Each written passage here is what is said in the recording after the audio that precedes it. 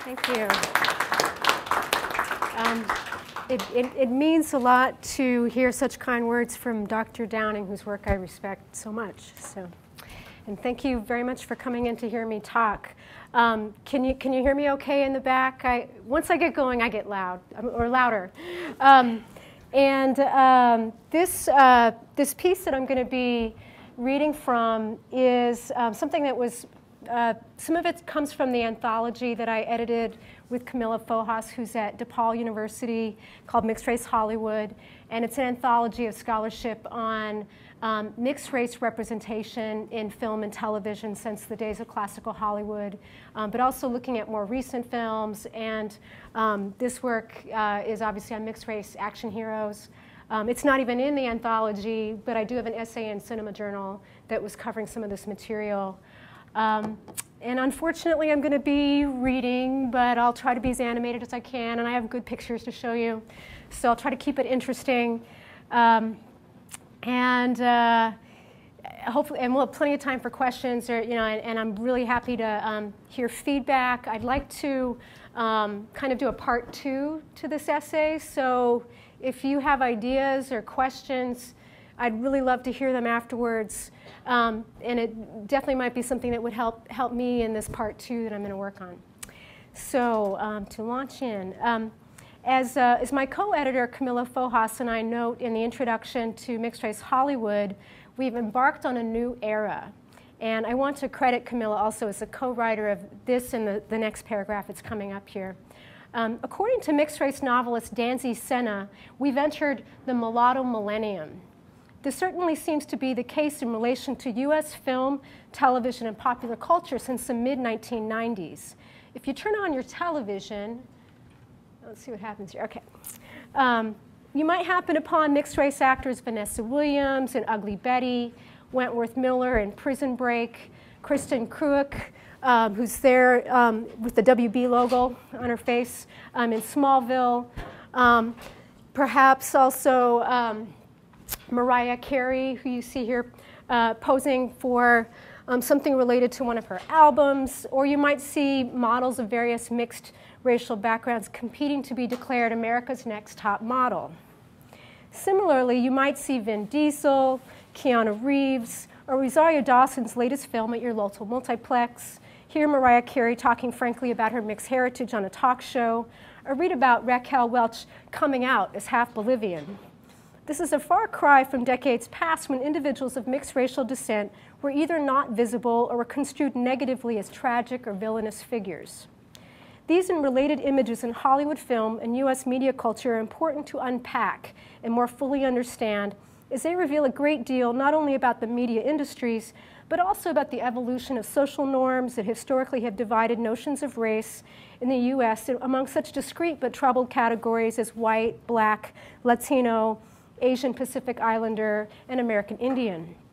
As documented in the work of such scholars as Ella Shohat, Robert Stamm, and John Downing, the film, television, and publicity industries that comprise what we think of as Hollywood have long been the preserve of stereotypes and other hegemonic representations that have reinforced notions of racial difference. Within this framework, portrayals of individuals of mixed racial and ethnic heritage have served as powerful totems, highlighting and challenging the fault lines among racial categories and borders.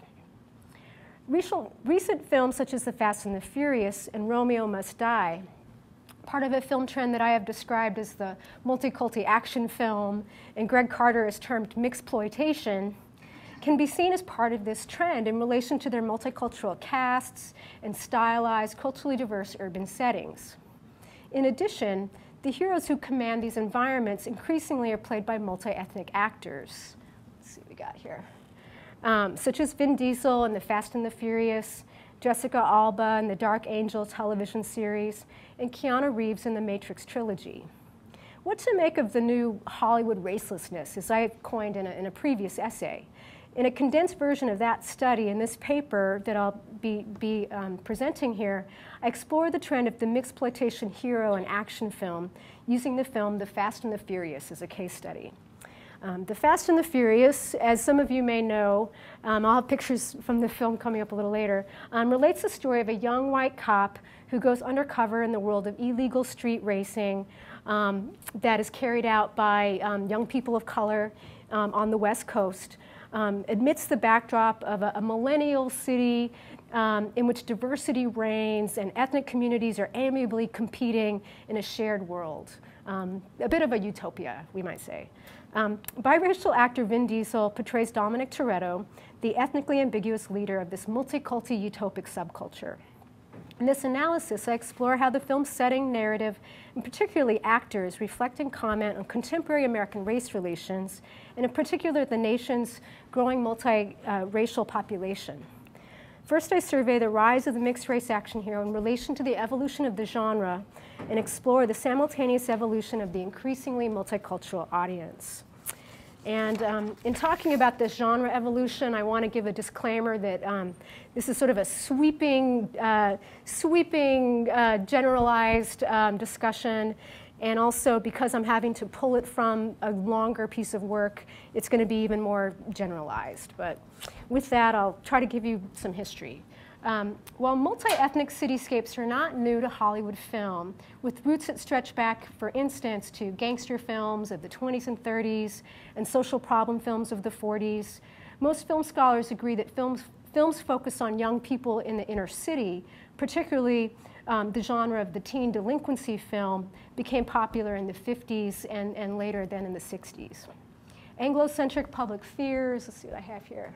Anglo-centric public fears about people of color living in urban centers with respect to potential juvenile delinquency or racial militancy in this period of white flight from large cities and African American and Latino migration to northeastern and western cities were exploited for narrative conflict in films such as Blackboard Jungle in 1955 and Up the Down Staircase, which you see the poster of here, in 1967. Non-white city dwellers in these films were generally posed as problem people, either engaged in criminal or violent activity or effectively powerless and victimized in the face of insurmountable social problems. These Hollywood traditions of ethnic representation began to be overturned in the 1970s, however, with the release of the first Hong Kong martial arts film imports and blaxploitation films. As Manthea Diawara, Ed Guerrero, and other scholars have addressed, Melvin Van Peebles' 1971 Sweet Sweetback's Badass Song heralded the beginning of a cycle of black action films that deliberately subverted the racialized expectations of Hollywood action narratives, despite problematic elements typically posing protagonists with black authority, power, and control. Let's see what I have here. These action narratives were made to appeal to both black and other moviegoers through an emphasis on catchy R&B soundtracks, flamboyant fashions, flagrantly melodramatic storylines, taboo sex, and choreographed violence. Today's urban-centric, multiculti action film is built in part on this legacy. Lobbying on the part of civil rights groups in the 70s against the stereotyping of non-whites as inner-city drug dealers and prostitutes led to the less frequent visibility of the multi-ethnic city as a narrative backdrop for a number of years. When they reappeared in film narratives in the 1980s, multi-ethnic and urban-centered narratives took new, less politically incisive forms, such as the biracial buddy cop film, like you might see here. New permutations of the urban action film rose in the 1990s, however. Similar to blaxploitation films of the 70s, these black urban dramas, as you might guess, films like Menace to Society and Boys in the Hood, which is what the picture on the left is from, these were produced by black filmmakers and focused on black subjectivity and gritty realism in production design and cinematography. By the mid-1990s, new influences on the urban-centered action film also began to be apparent, influenced by broad industrial developments in the new Hollywood. In addition to increased budgets and thus an increased emphasis on profits, these shifts included the rising hybridity of film genres, what Jose Arroyo refers to as a rising slippage between contemporary Hollywood cinema, action spectacle, high concept, and the blockbuster. This trend toward hybrid genres was supported by a rise in global-oriented production mandates and the need to appeal to ethnically diverse audiences, particularly as American actors of color began to experience international distribution of their films. In addition to the influx of Hong Kong action films and importation of the directors and stars of these films, a major influence on the contemporary urban action film has been the rousing success of hip-hop music and culture with youth of virtually all ethnic backgrounds in the US and around the world. As a result, action narratives catering concertedly to youth audiences today tend to emphasize hip-hop in their soundtrack, casting, and production and costume design. On closer examination, this has been a natural combination. As Todd Boyd notes, quoting DJ Quick, gangster culture is commodified for the American market, has come to be associated with hypermasculinity, long a quality that has served as fodder for exploration in American action narratives. Arguably, as a result of these many developments, the racial mix of the urban action film began to change in the mid to late 1990s. African American, Asian, and other non-white action figures, both men and women, at this time began entering the ranks of the Hollywood action protagonists, as Yvonne Tasker, Ed Guerrero, and others have noted. Let's see what I've got here. This rise in Hollywood cops, saviors of the world, and vampire slayers of color arguably reflects not only diegetic and industrial revolution, but also socio-political shifts in contemporary cultural preoccupations. Given that popular notions of bodily mastery, confidence, and mobility that provide the basis for the sensational persona of the action protagonist, given that these are still largely tied to white male bodies, as Richard Dyer notes, this trend implies both a challenge to the hegemonic status quo and a shifting of popular perception of the qualities that were needed in contemporary urban-centered heroism. A recent twist on this trend then involves the casting of biracial and multi-ethnic actors as protagonists, making the multiculti hero among the rising vanguard of Hollywood action figures. This trend includes roles in big budget films and television series played by such actors, as mentioned before, as Vin Diesel, Jessica Alba, Keanu Reeves, and The Rock. In this regard, media executives appear to increasingly view mixed-race actors as embodying what the young audiences want in a film hero, as well as reflecting the ethnic diversity of the audience. As Sean Daniel, former film executive and producer of The Scorpio King, which starred The Rock, who's here, stated in the New York Times, Dwayne Johnson, which is The Rock's full name, Dwayne Johnson is powerful, he's multicultural, he's very much contemporary, as is Vin Diesel. And that's where today's youth culture is at. Vin Diesel is appealing because he springs from today's young population. He is the son of today's diverse audience. These new heroes also demonstrate their mastery in film narratives in a manner that arguably is distinct from that of their predecessors, demonstrating shifts to Hollywood's notions of heroism and American identity. While brawn and courage continue to be useful qualities for protagonists in these new story worlds, what might be called cultural competence in the polyglot millennial environment holds even more credence and power, lending mixed-race figures a distinct leading edge in their story worlds. Let me break here. Lending them a distinct edge, arguably, even when they are written as white. And I'll talk more about that in a little bit. Narratively, what distinguishes these new heroes is their ability to successfully navigate, communicate, and command respect in a variety of ethnic communities, with the character's natural mastery in this regard serving as a resonant element. Such mastery flies in the face of former traditions of Hollywood heroism, in which being able to make a sarcastic quip, such as Dirty Harry's "Go ahead, make my day," while facing criminals in the purportedly dangerous city, was all it took to be considered an urban action hero. An exploration of contemporary ethnic demographics and cultural interests, particularly among American youth, can shed light on how such casting and narrative constructions have come into vogue. The evolution of the urban action film and its heroes has to a large degree mirrored socio-political changes in American race relations. National developments that influence U.S. urban centers that have played a role in this regard include the shift to post-industrialism and rise of the suburbs in the 1950s, the economic decay of many cities and subsequent protests and riots on the part of residents in the 1960s, and redevelopment in some cities in more recent years. Civil rights efforts in the last decades also have contributed a great deal to changing racial attitudes and notions regarding American inner cities, as well as arguably influencing the knowledge and attitude of Hollywood film producers. And particularly influential with respect to more contemporary images of the American city are ethnic shifts that have taken place in the US in the last 2 decades. The complete shakeup of the country's ethnic and racial composition that the country has undergone, as Marion Halter describes.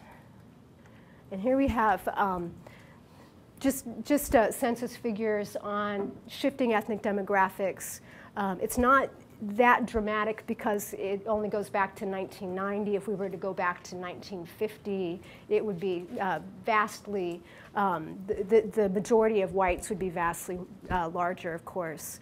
But even so, it still is a fairly dramatic shift when you compare 1990 to 2005 and then look ahead to 2050. So with this in mind, as a result of these various historical and contemporary developments, younger generations today are both more culturally curious and more culturally diverse than their older counterparts.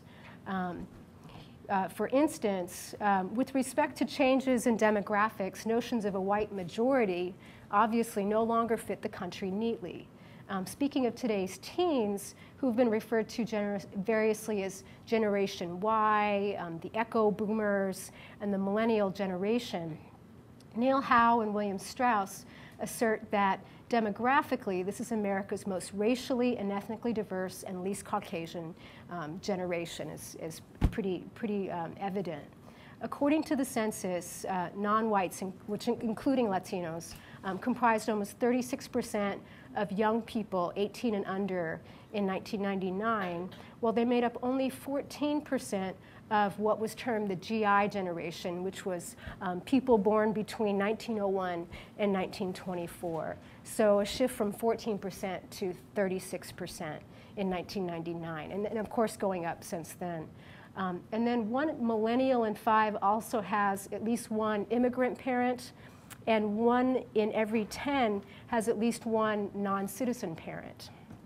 So a broad and bicultural or multicultural perspective therefore could be expected to come naturally from many millennials, the first generation large enough to displace the baby boomers with respect to dictating the direction of popular culture. Undoubtedly, I mean, non-whites have reached an important critical mass in which their presence is beginning to be felt in Hollywood, and I would argue having an impact on Hollywood story worlds as well. And then meanwhile, it's important just to look at mixed race in more specificity. The numbers of mixed race and bicultural families and individuals in the US are also on the rise. In a revolutionary shift, mixed race individuals were given the option of describing themselves as biracial or multiracial for the first time on the 2000 census. As you can see, we have this 2 or more races category that never existed before 2000, so that was the first year. And in 2005, 2.4%, is that what I have here? 2.4% of all respondees indicated they belonged to 2 or more races. But given that many mixed race individuals actually choose to identify with 1 race, it can always be said that this number will drastically undercount the numbers of actual mixed race people that exist in the country. And we can see these numbers continue to rise definitely as we get further away from the 60s, which is when mixed race marriages were decriminalized, and as there is ever increasing social acceptance of mixed marriages. So the impact of this growing multiracial population is just beginning to be realized. And then moreover, as cultural critics such as Marion Halter and Leon Winter assert, what they call a postmodern ethnic revival has taken hold in the US with respect to Americans experiencing a greater interest in personal ethnic origins than in previous decades. This revival of exploration and also commodification that has been prompted by such things as civil rights movements and counterculture movements of the 60s and 70s, and the fact that things that are trendy tend to get commodified in our culture today as well. So we're seeing this also be a piece of that. And then when it comes to viewership, studies are also showing that young people of all ethnic backgrounds are more open to watching actors and performers of diverse cultural backgrounds than, say, those people's parents or grandparents. So like one study of television in the 90s found that young people ages 17 to 24 were much more likely to watch programming starring actors of ethnicities different than their own in comparison to older viewers. So part of this is just they're finding viewers are more open to this type of diversity. So given this increasing cultural mestizaje in buying and viewing habits, American entertainment producers, manufacturers, and advertisers have quickly capitalized on this evolution. Such shifts are reflected in the consumer market in the commodification of ethnic-inflected fashion, products, and popular culture practices. Alongside, and likely because of these shifts, ethnically ambiguous media figures are gaining greater visibility in the cultural landscape. So this trend can be seen in the ascendance of ethnically ambiguous models, as well as actors, and marketing products of all kinds. I think what I have here are more pictures of those actors and performers again. In this new sort of ethnicity-light playground of consumption-driven American culture, mixed-race heritage increasingly translates into trendy aesthetic appeal. Now, scholars and cultural critics are debating the politics of this new visibility. Is this the beginning of a more racially egalitarian American imaginary, or merely a new bronzing of whiteness in popular culture?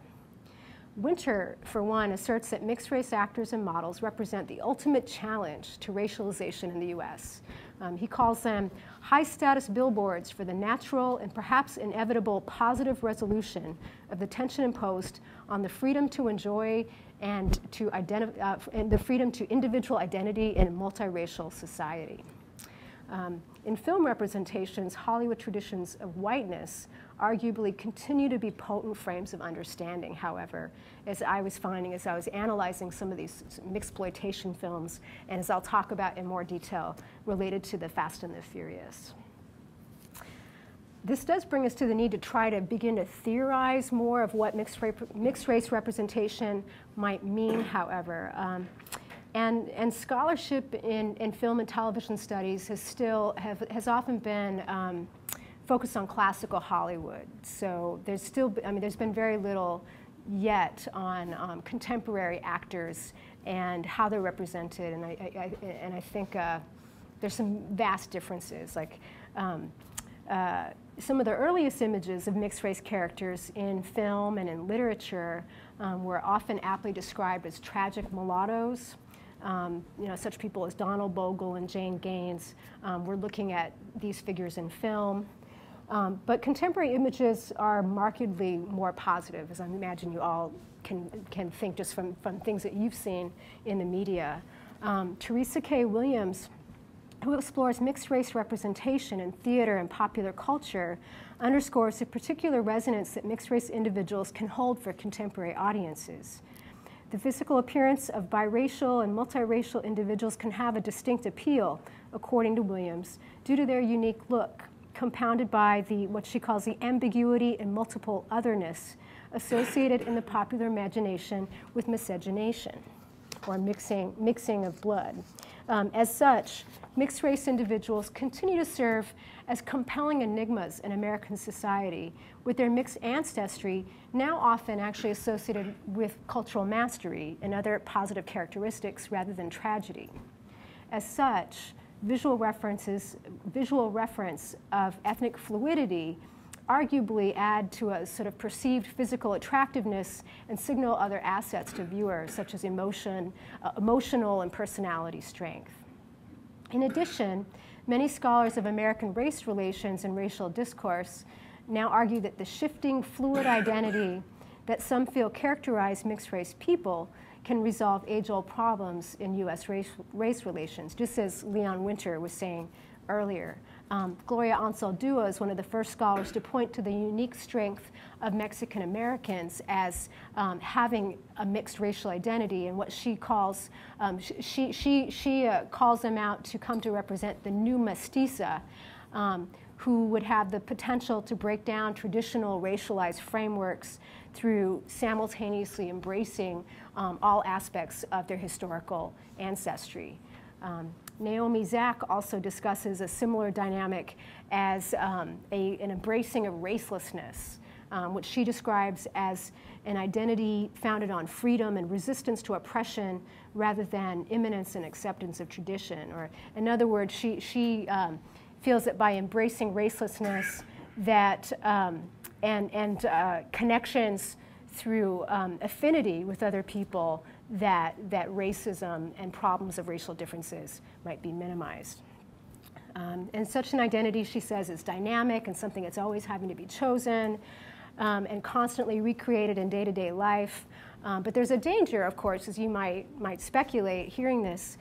Carol Rose Spalding is someone who's pointed this out, that this sort of utopic ideal can also be just another version of a sort of biological homogeneity in which through this sort of utopic mixing of races, racial histories could be denied and cultural identities could just be swallowed whole. So definitely there are scholars who would say there's no such thing as saying mixed race identity is going to do away with problems of racism and oppression. So there's an ongoing debate. And so it's interesting then to look at how mixed race identities and particularly the heroic mixed race figure end up being represented in a Hollywood action film, such as The Fast and the Furious. So why don't I jump to that? Okay. Fast and the Furious, not a film that you would necessarily think is going to be become part of the AFI's top 100 films or anything like that. I don't, because I'm studying it, it doesn't mean I think that it's one of the better films ever made, but I do think that it offers a lot of food for thought in terms of thinking about these ideas in a concrete way. So as I mentioned, the film at first glance presents a sort of optimistic vision of race relations in the new millennial city, which happens to be set in Los Angeles, actually. As director Rob Cohen explains in the documentary on the making of the film, Fast and the Furious was inspired by an article he read by journalist Ken Lee on the culturally diverse illegal drag racing scene on the East and West Coasts, which had been initiated in Southern California in the early 90s by a crew of Asian American young men. So, so the film ends up being set in Los Angeles and then in large part centers on the vibrancy of the ethnic diversity within this scene. And in Cohen's recreated world of street racing, he retains the subculture's primary tenet, that speed rules, rather than the color of one's skin or the amount of money in one's wallet. The racers, racing teams, and fans in the film's racing scenes are extremely diverse, in fact. And many of the extras were actual street racers, with Asian American, Latino, and African American faces far outnumbering whites. Cohen also recruited one of the scene's top competitors, Asian American street racer R.J. De Vera, as a technical consultant on the film and to play a small role. While the extras lend the diegesis, lend the story world an air of authenticity and street panache, the lead characters in the film have a firm legacy, however, in what I would call Hollywood whiteness. To explain, within the racing scenes, all but one of the lead teams are of a non-white ethnic group, with the primary teams represented by an individual character of an individual ethnicity. So there's a character of Hector, who is Mexican-American, and he kind of represents the Mexican-American street racers. Edwin is African-American, and this role is played by hip-hop artist Ja Rule, and he sort of, and in some ways would say, represents African-Americans on the scene. And then there's an Asian-American villain, Johnny Tran. Notably, these non-white characters are not well developed, however, serving mainly as one-dimensional conflicts or as comic relief. Moreover, it's the one team that is ostensibly white that rules the road and which is positioned for the audiences to identify with. And I say ostensibly white. These are the actors in question that form that team. I say that ostensibly for different reasons. One, because the team is led by Vin Diesel, a biracial actor of reported African-American and Italian-American descent. Jordana Brewster, two women to the right there, who portrays his sister, is also part Brazilian. They're joined by Dominican and Puerto Rican actress Michelle Rodriguez and several European-American actors. This makes for an ensemble that, while still claiming whiteness in relation to the other racing teams, can be interpreted as having an edge within this cultural smorgasbord because of its multicultural roots and experience. I argue that while the multiraciality of Diesel and Brewster is not made concrete in the narrative, the aesthetic manifestation of their ethnically diverse cultural makeup serves as a submerged element in the development of their characters, which still could have an impact.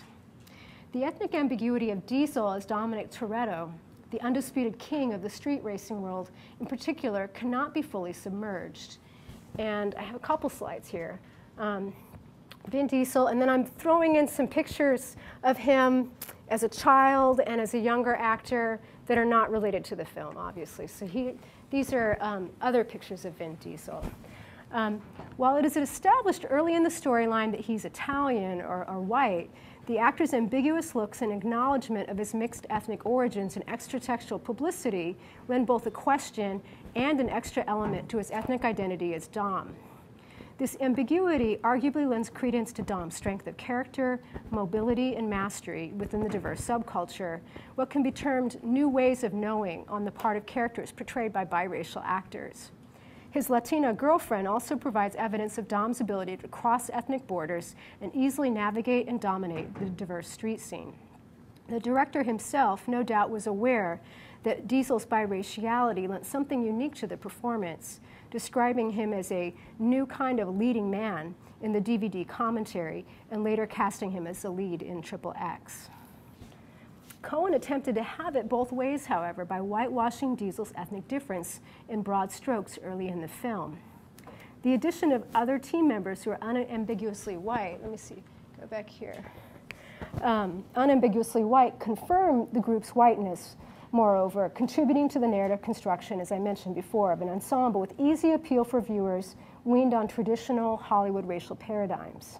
Even so, these white team members sport ethnic-oriented apparel, including Vince's heavy sprinkling of Cholo-style tattoos and Jesse's trademark woven caps, and are described as having grown up in this multiculti ethnic mix. I think their neighborhood was Echo Park, which is a largely Latino neighborhood. Evidence also of their multicultural sensibility despite their whiteness. Within this world of multi-ethnic origins and aesthetics, Brian Spillner, who is the blonde guy in the middle, Paul Walker, is a mysterious stranger fresh on the scene. The golden white boy from Arizona posed in opposition to Diesel's ambiguous LA-style ethnicity. And as I mentioned before, he's an undercover police officer, and he's presented as competent and professional in his role, as well as being immediately a daring and competent racer in this culturally colorful landscape. When Brian first arrives on the racing scene, Hector jokingly points out to his friends the snow boy standing alone by his car. Brian is quickly told by Edwin, it's not how you stand by your car, it's how you race your car. In this manner, the supposedly raceless credo of street racing is communicated to Brian. The construction of whiteness within this world is complicated, however, and at times contradictory.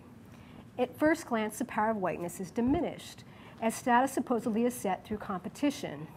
The Fast and the Furious, similarly to ghetto action films of the 90s, also is unique with respect to turning the camera on a slice of Los Angeles life that has rarely been seen on film. The vibrancy of the informal economy of this culturally diverse urban scene, where traditionalists in the past had chosen to see only impoverished young victims and criminals, is a major underlying theme in the film.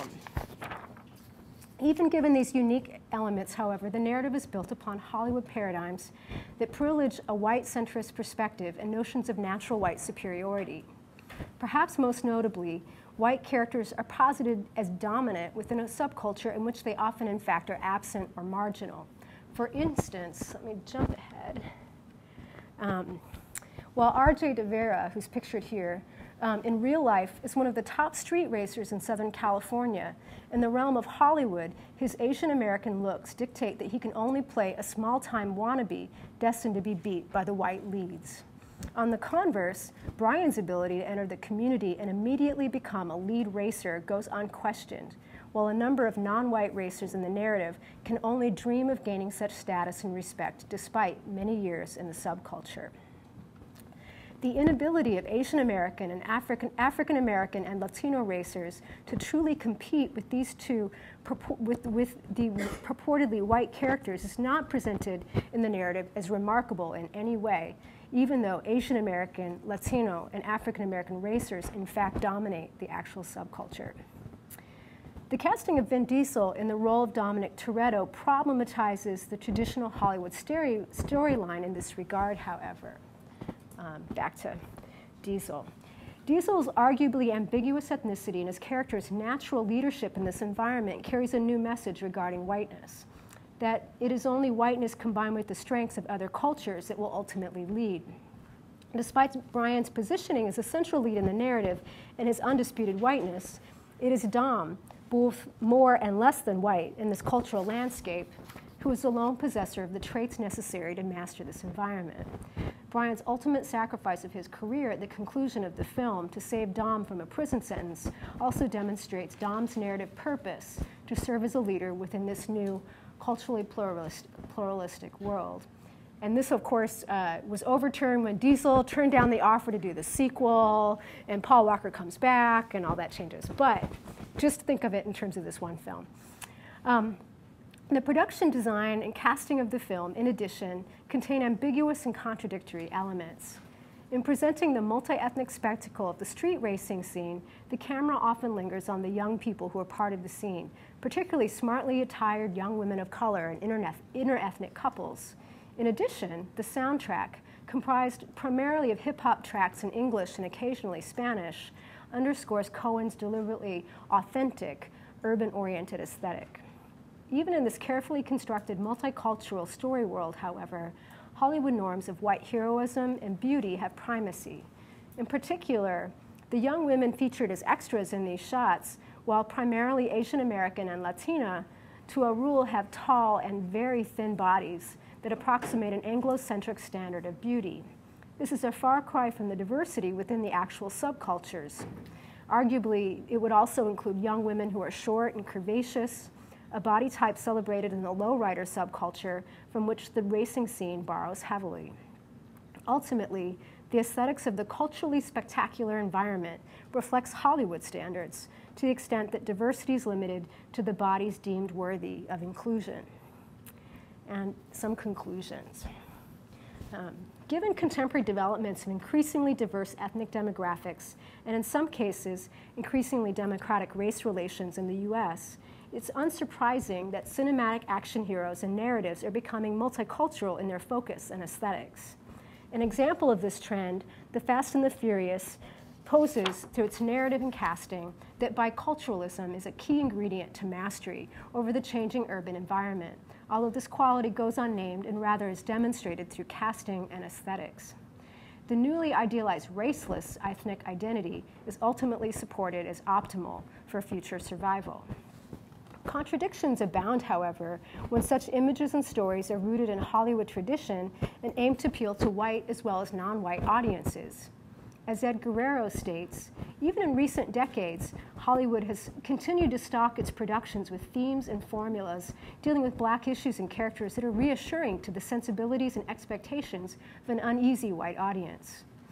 Mixploitation film narratives, similarly, can be said to soothe white sensibilities, even while attempting to simultaneously appeal to young viewers with urban sensibilities and an interest in performers of a variety of ethnic backgrounds.